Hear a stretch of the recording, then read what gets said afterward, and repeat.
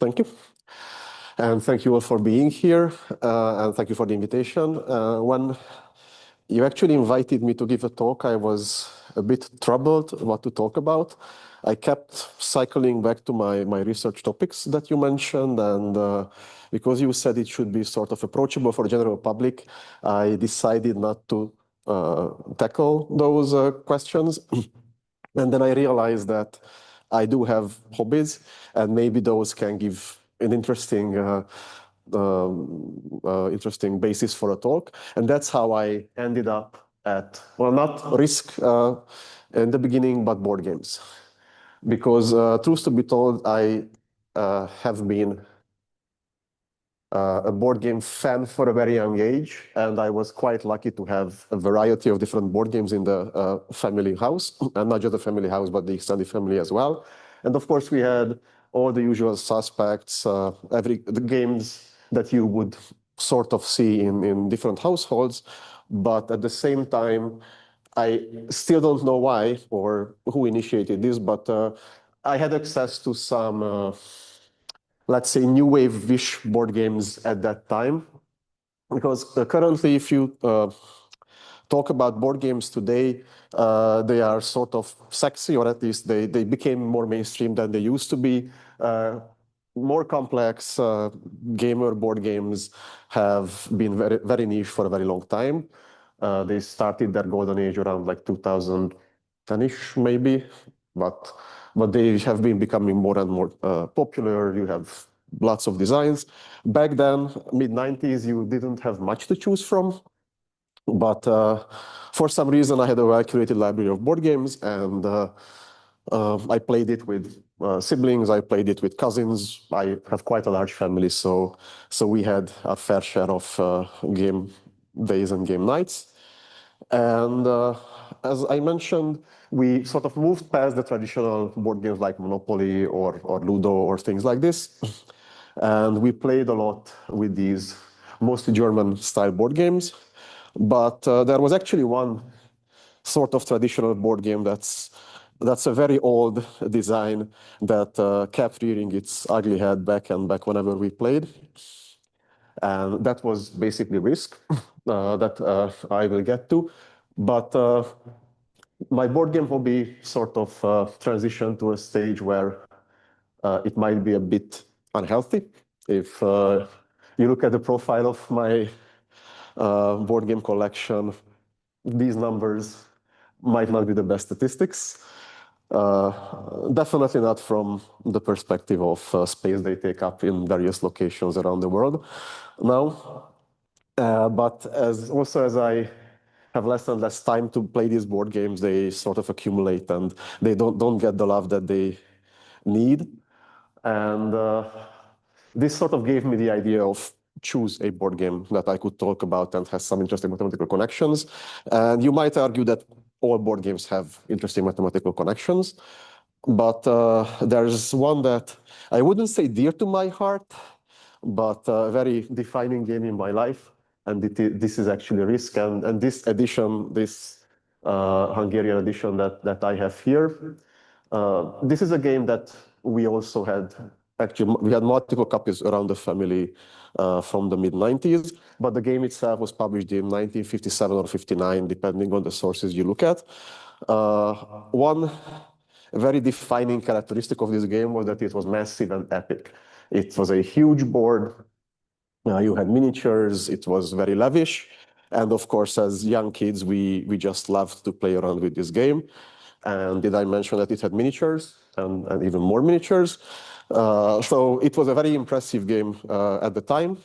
I don't know how many of you know the game itself. We will get to the topic and things like that. But this was the main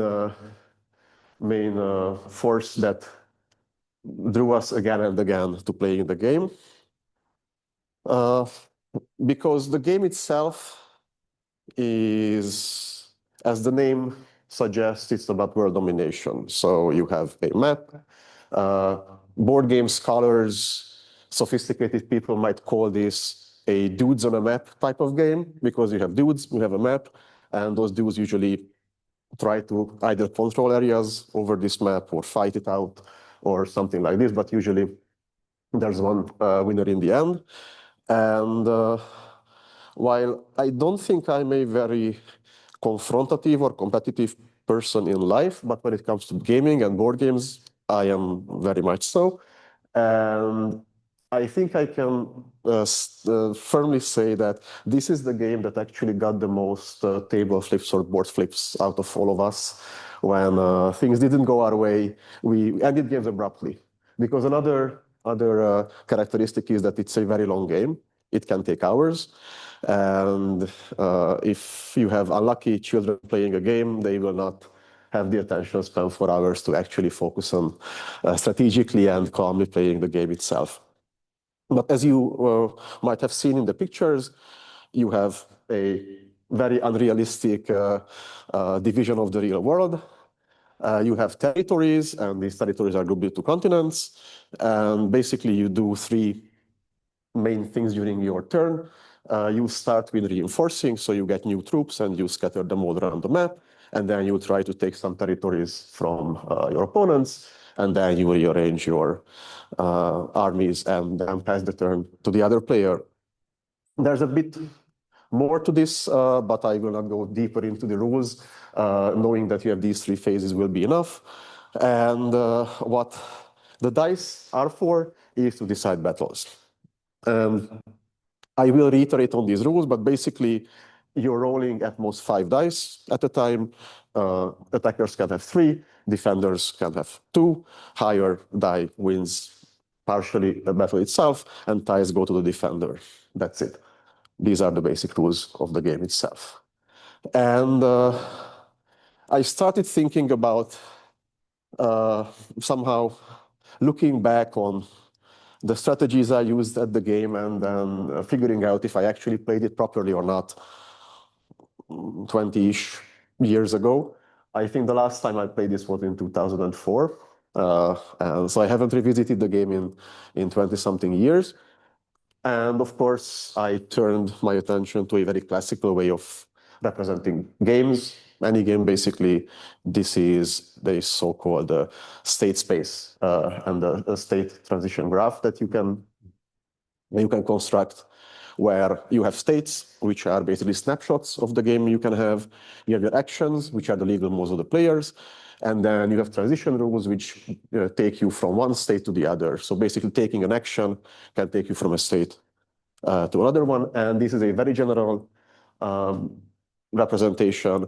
And of course, the devil is in the details of how you define all of these things to efficiently and nicely represent any game that you can play. And if you look at a state space graph, it sort of looks something like this. So here you can see that there are 2 types of actions, A1 and A2. These nodes are the different states you can transition between, and then for each move, there is a rule from which state you can take that action and to which state it takes you after that. And as you play the game, you basically choose these actions, and then you move all around these states. And usually you have a starting state where the game starts, and then you have certain states denoted as absorbing states or winning states, end states, where the game actually ends, and then you either receive some points or one player just wins, and that's it. But this is a general idea of how you can set up such a graph. And I think the example you almost always see for such a state space graph is tic-tac-toe, because it's quite easy to show how it looks like. A state itself is actually a board that has the 9 different slots, and each of these slots has 3 different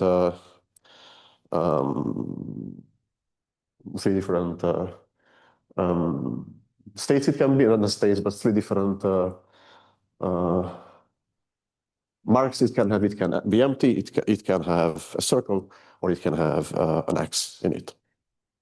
And basically, you would start the game with an empty board, and then the first player puts their mark in one of the empty slots. And from there, the second player puts their mark in one of the empty slots, and so on and so forth. The game goes on until you have 3 of the same marks in a row.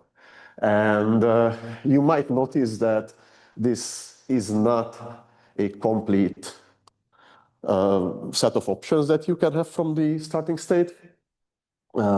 This is called a game tree that we have here. So basically, each layer of this game tree gives you the state after a single move. States can actually repeat in the game tree in various places. And while you might ask, why don't I have 9 different options from transitioning from the starting state to one of these states where you have a single X? You can actually be tricky when constructing this tree, and in this case, I used symmetry to just throw out some of these states. So for example, this state is the same as if you would have the X here, it's just rotated. Or this state is the same as if you would have the X here, it's just mirrored. So, you can, you don't have to represent all possible moves. You can simplify the tree this way. And for simpler games and simpler trees, you have efficient algorithms for exploring the tree and then finding actually a strategy where you can win the game preferably. In the case of tic-tac-toe, it is actually, if everyone plays optimally, it's always a draw because no matter how the first player starts, you can get a draw in this case. But if you look at different games, different well-known classical games, then the complexity just quickly explodes. There are some concepts that you talk about when you look at game trees. You have the branching factor, for example, which is basically the number of steps or choices that you have at each step.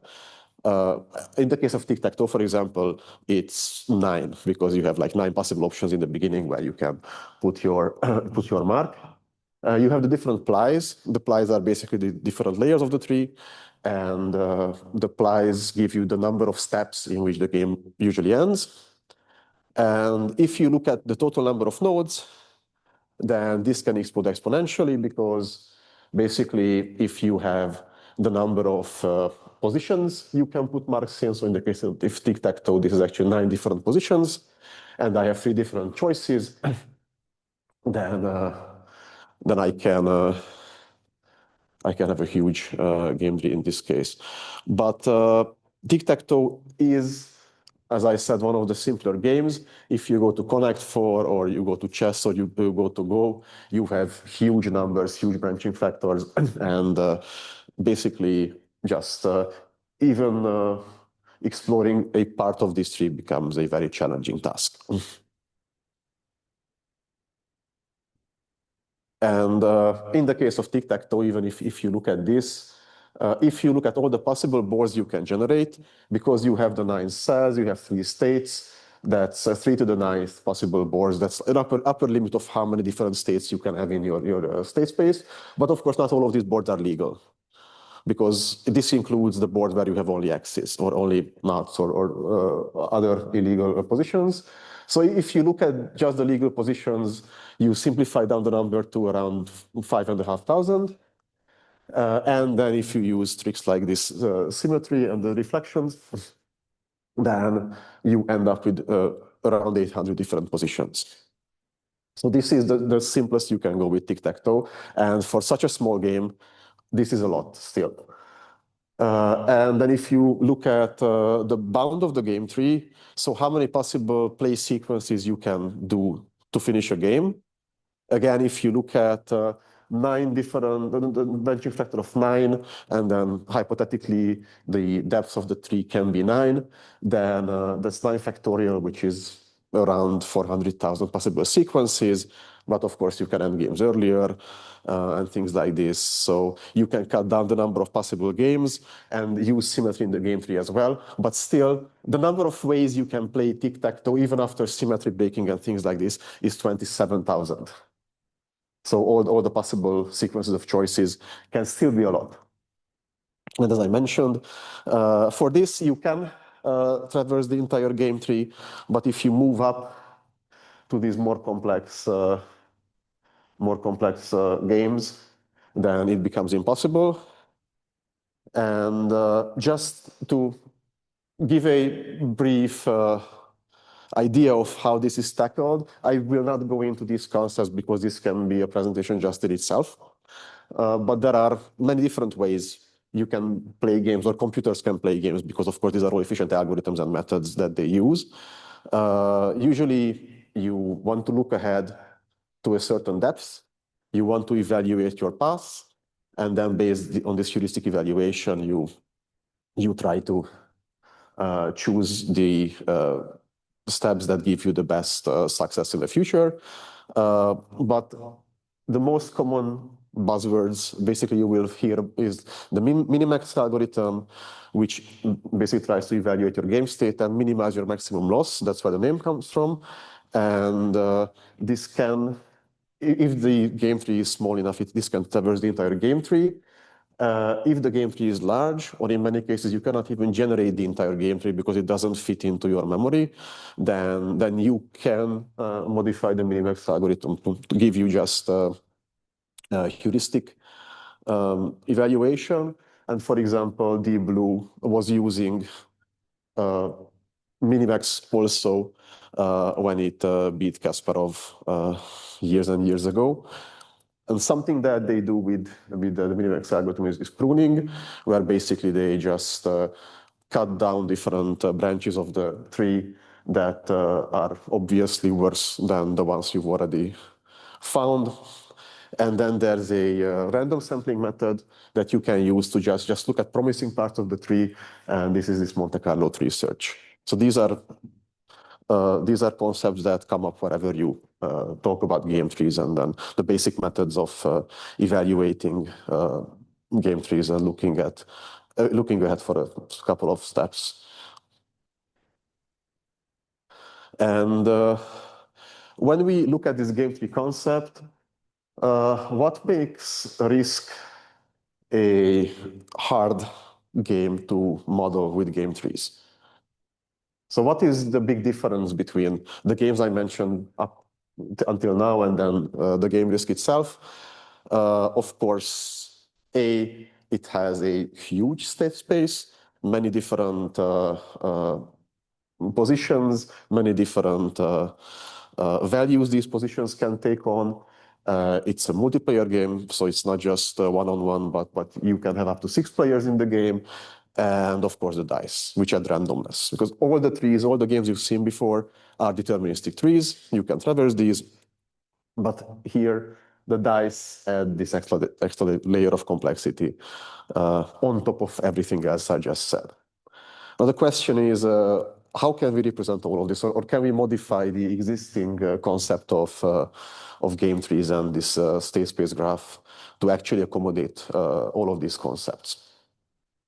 And if you think about it, so first we have to somehow create a representation for the snapshot that we also had for tic-tac-toe, for example. For tic-tac-toe, we just had these 9 slots, and then you could choose what marks you have in these slots.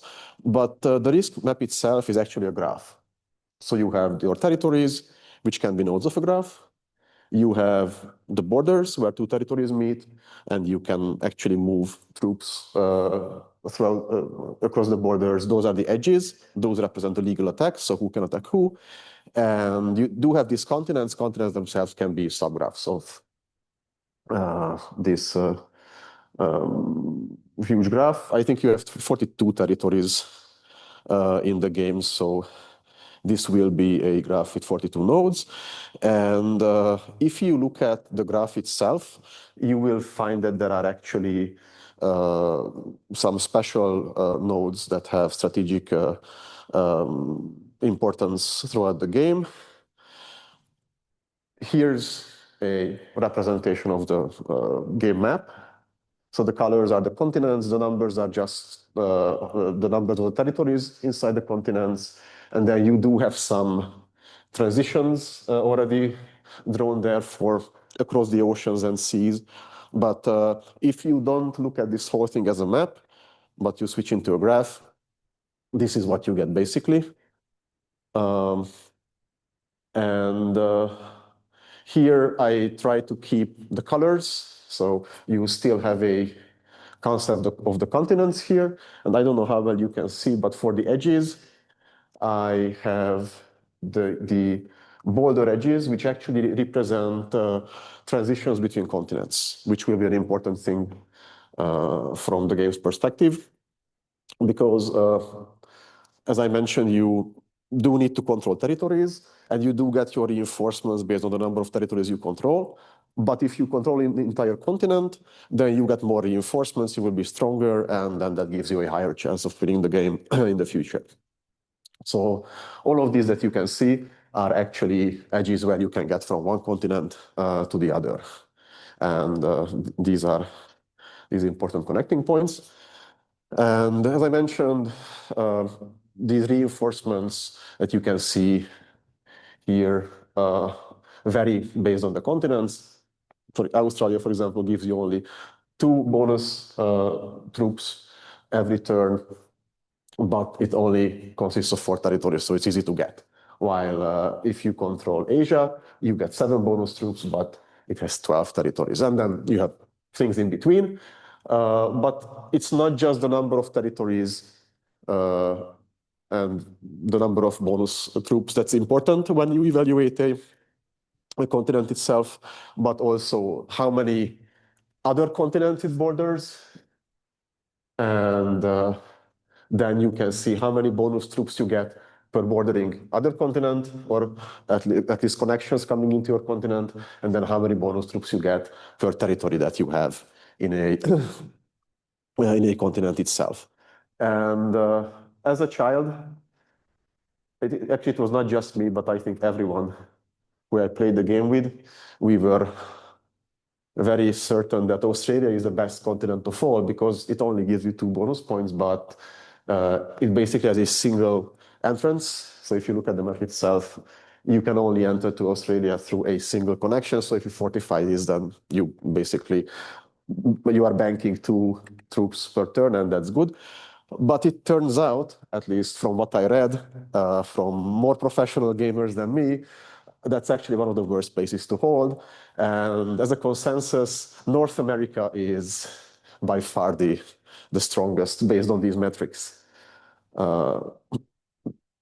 Europe is hard to hold, Asia is hard to hold. So I was quite surprised actually by this revelation. But this is actually something that you do have to consider, and you do have to look at the topology of this graph that you have here when you make strategic decisions. So this is an important thing when you play the game.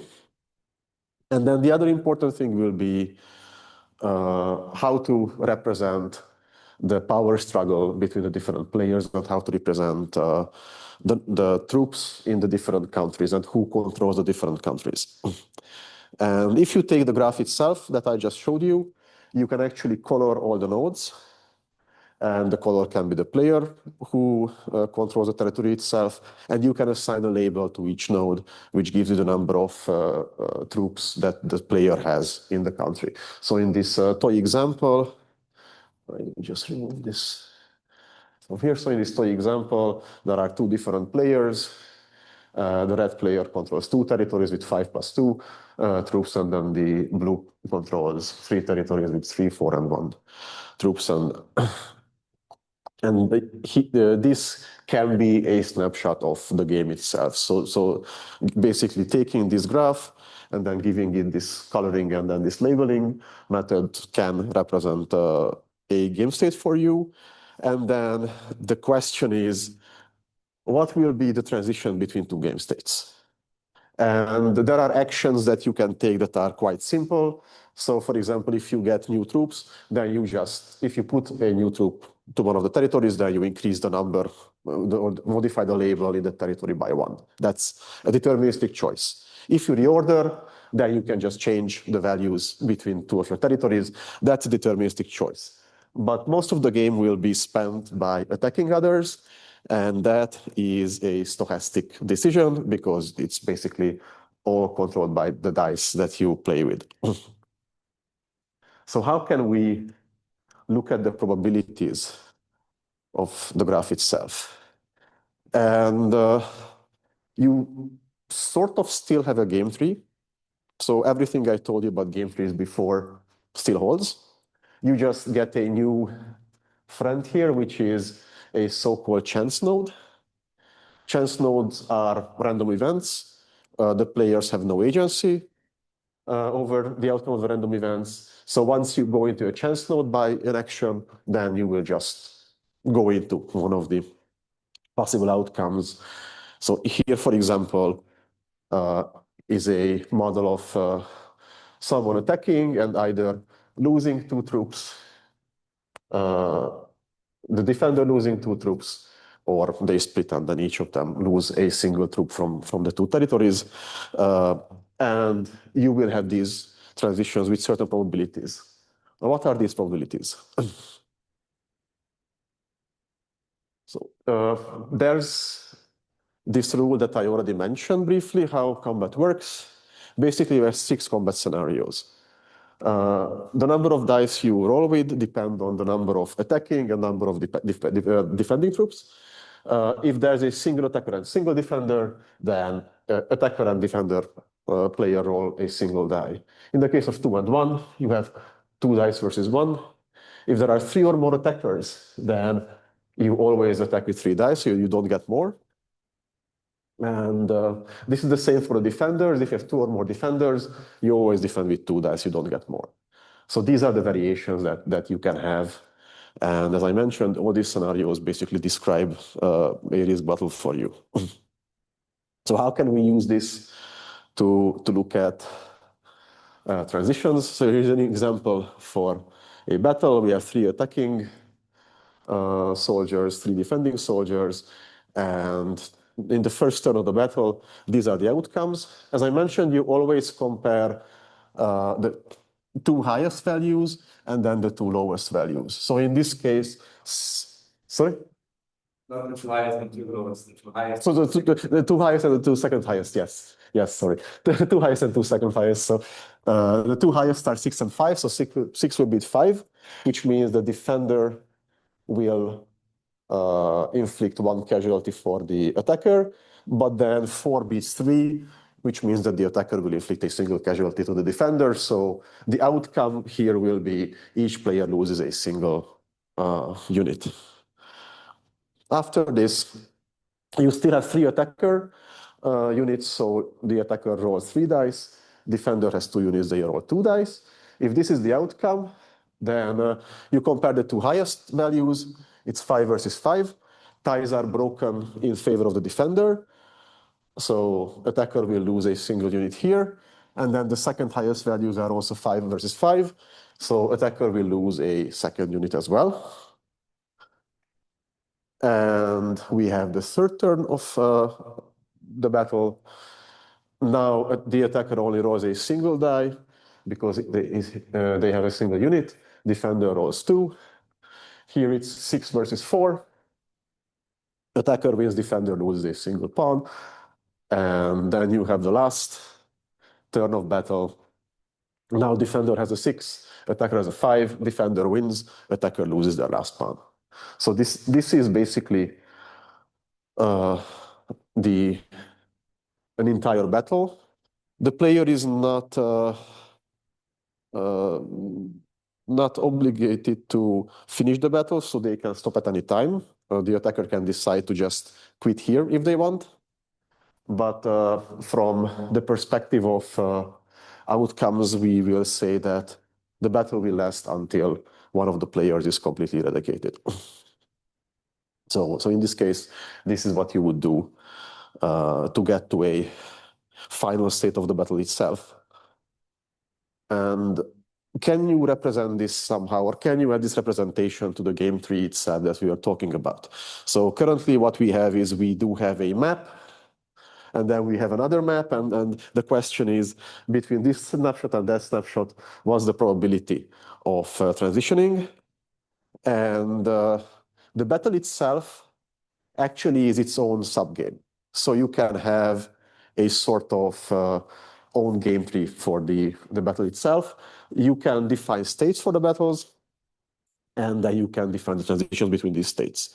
And the state is very simple. It's basically this AD tuple. A means the number of currently attacking units, and then D means the number of currently defending units.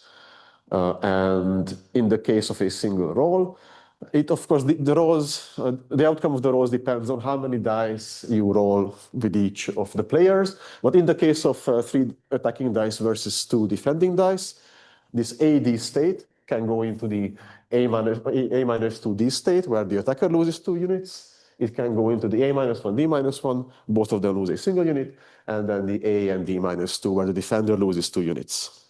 These are the only outcomes, nothing else. And if it's every other case, so if you have a single defending die, it doesn't matter how many attacking die you have, it's always from AD, you either go to A minus 1D or AD minus 1, there's no other option. So these are the only transition possibilities from a given state. The question is, we know the possibilities, the other states you can transition to with a single turn of battle. What are the probabilities for this transition? And to model these probabilities, we can basically employ Markov chains. I don't know if you have heard about Markov chains before. Basically, they are named after Andrei Markov, a Russian scientist. He studied how different dependent events and chains of dependent events behave and how they affect each other. And basically, the Markov chain is a sort of memoryless process. You are in a state, and the outcome of your action will only depend on the current state that you're in. It doesn't matter what history got you there. You don't have any memory. Basically, if you have a next action, and the next action will have a set outcome, and then you have all of these past events here, the probability of this will be the same as the probability of the same outcome based on only your current state and nothing that happened before. And this is basically what we've seen in the example that I showed you and how the battles in Risk work. If you have this combat turn xn plus 1, then the number of attackers in this turn n plus 1 and the number of defenders will only depend on the number of attackers and defenders you have in the current step. And it doesn't matter how many you started the combat with. So basically, if we can construct a Markov chain to represent the battles themselves, then we are sort of done, and we can actually give some probabilities to the outcomes of the battles themselves. And how does a Markov chain look like? So this is just a simple toy example. I have a starting state, and I have some transitions here. Let's say that for the first action I take, there's a 70% chance I go to state A, and then there's a 30% chance I go to state B. And if I'm in state A, then with a 60% chance I will move to C, with a 40% chance I will move to D, and then this is the same for state B. There's a 40% chance to move to E, and then a 60 to move to F. And then the question is, of course, what is the probability of arriving to either of these states? So C, D, E, or F. And the only thing that we have to do is just multiply the probabilities along the chain. So going from S to C, there's a 42% chance that I will get to C. There is a 28 that I will get to D, and then 12 that I will get to E, and then 18 that I will get to F. And if you sum all of these up, of course, these have to sum up to 100%. And at every transition, at every choice, you also have to the probabilities also have to sum up to 100%, of course. So this is how a Markov chain looks like, and we would like to implement this with regards to the battle rules that I just mentioned. And there is a, okay, there is a very interesting, can I somehow hide this? there is a very, very interesting result, actually, from a research paper from 1997 by Tan, who did this whole process. He modeled the battles and risk using a Markov chain. And his observation was that if the attacker and defender start with the same number of armies, then the probability of the attacker to win is below 50%. So basically, it's not worth it to be aggressive. You should play a defensive game. And eventually, if you overpower your opponents, then you should start attacking. And he had this observation also that if the attacker has twice as many armies as the defender, then it's safe to attack. But it's a big ask to do in this game, actually. So based on this, in 1997, it was a common sense knowledge, it seems. I didn't know that you should very well be defensive in the game. Was that it? And how does this work? So how does his result actually work?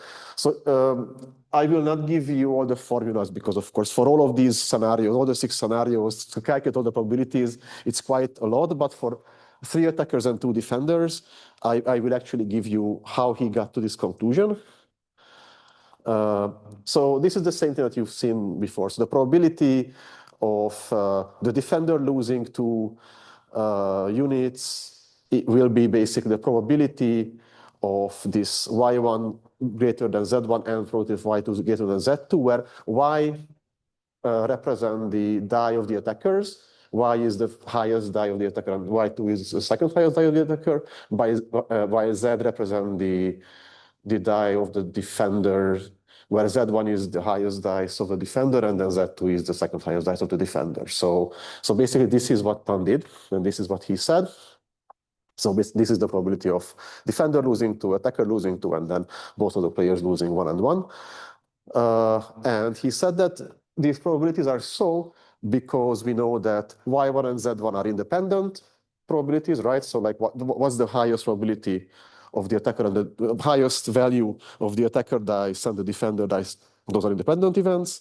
And for y2 and z2, this is the same, right? So the second highest attacker and defender dice is an independent event, so you can just multiply these probabilities and that's it. This is nice and dandy, right? And actually, it turns out it's not, because Tan made an error while doing the calculation, and Osborne, 6 years later, published a paper that corrected his results. So what do you think the problem was with Tan's observations? So everything that he said here is correct. So everything that's here is correct, but there's a very crucial thing missing. But those events are indeed independent. What is not independent? So these 2 guys and those 2 guys are not independent, right? So the dice rolls of a single player itself depend on each other, right? So your highest value depends on your second highest value, and vice versa. And this actually will modify the probabilities because now it's a joint probability distribution.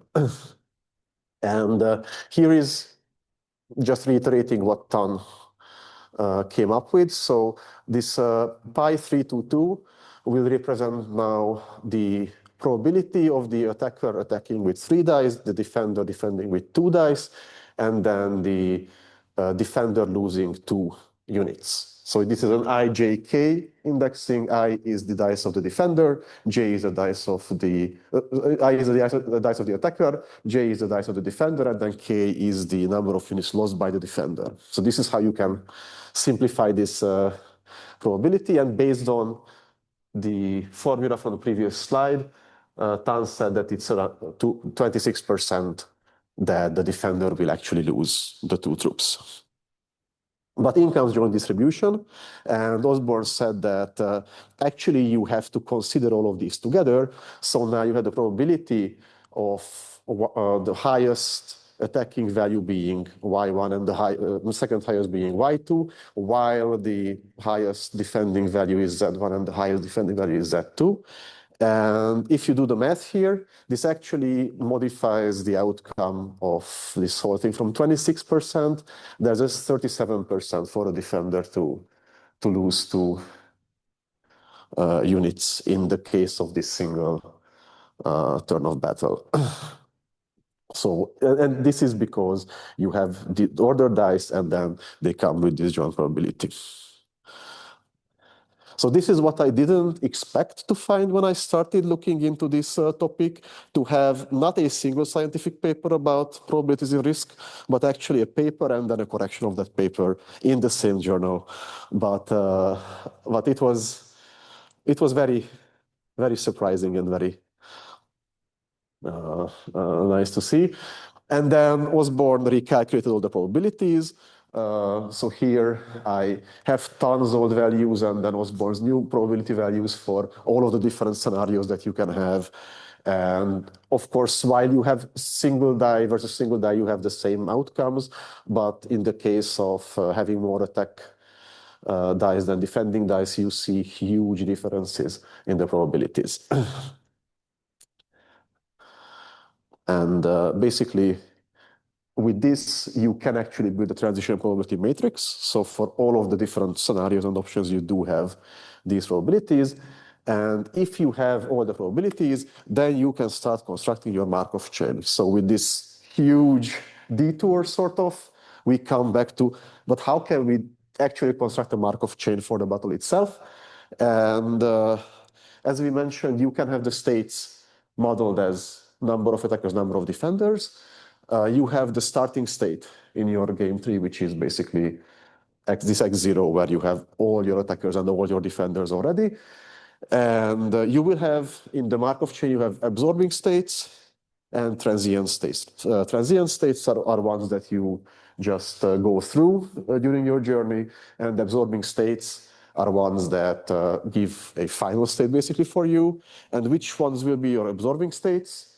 You have to either zero out the number of attackers or number of defenders. So A and 0 or 0 and D, where of course A and D are between your maximum and minimum number of allowed units will be this option. So in total, you have A plus D number of absorbing states. And everything else will be a transient state in your Markov chain. And then how do you construct the Markov chain? For a simple case, if you have one attacker and one defender, then there's 2 probabilities, right? It's either the defender wins or attacker wins. And then these probabilities you can just read from the transition matrix because we have those values already. What happens if you have a more complex battle where you have 2 attackers and 1 defender? Again, like a single battle step will have either the defender losing or the attacker losing a single unit.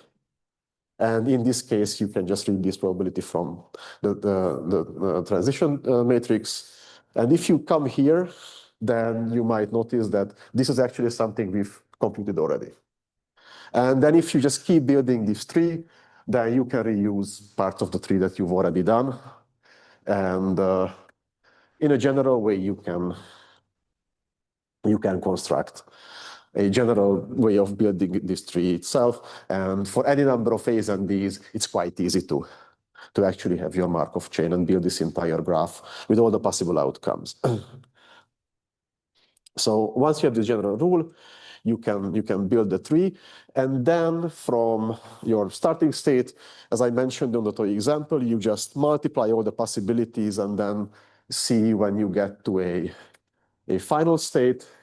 And this is basically all the possibilities of the attacker winning the battle calculated from 1 to 10 units attacking and 1 to 10 units defending, which is a lot of numbers.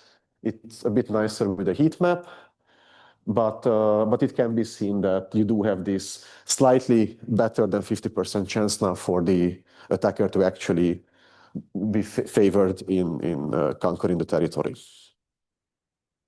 So tons observations are out of the window, and now we have Osborne's conclusions. It's considerably more favorable for the attacker to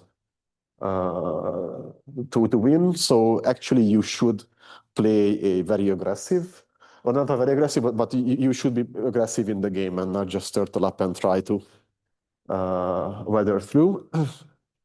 And there are some observations. So Osborne's paper has a lot of data.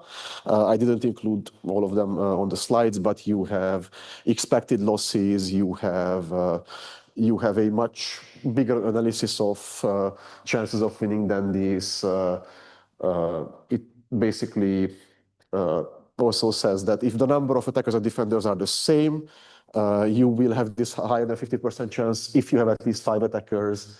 And if you have significantly more attackers than defenders, then basically you will suffer fewer losses on average than the defender. So this all adds up to be a bit aggressive in this game. So basically, this is what we can do. And then if we have these probabilities, we can just add these to the game tree, and then we know what is the option of going from one snapshot to the other, so one state of the game to another. And we've seen the mathematics of this. We've seen how battles work, but this is not the only thing that you play in this game, of course. You have this multiplayer game, as I mentioned. You have to look at the topology. You have to look at how how you scatter your troops around the map. And you also have politics in the game itself. So there's a psychological back and forth of convincing others not to attack you and deal with your opponents first. So you have to excel at all of these to actually be good at the game. And it's not enough if you know probability theory and you know Markov chains and you can calculate the outcome of the battles. So when I started this whole thing, I just thought I would revisit this game. I will relive some memories, and then that's it.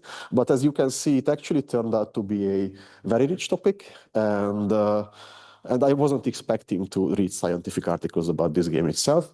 And I didn't even mention everything else I found, because there are players playing this game. There's a passionate player base. And there are thesis works and just hobby projects where people build AI agents, AI representations of the game. You have the Monte Carlo search variations implemented on the game trees and things like that. So there is a very, very deep and substantial material here that can be good for future research as well, I think. So I was actually pleasantly surprised, and I really hope that I could tell you new things, or at least something interesting. Thank you for your attention, and let me know if you have any questions.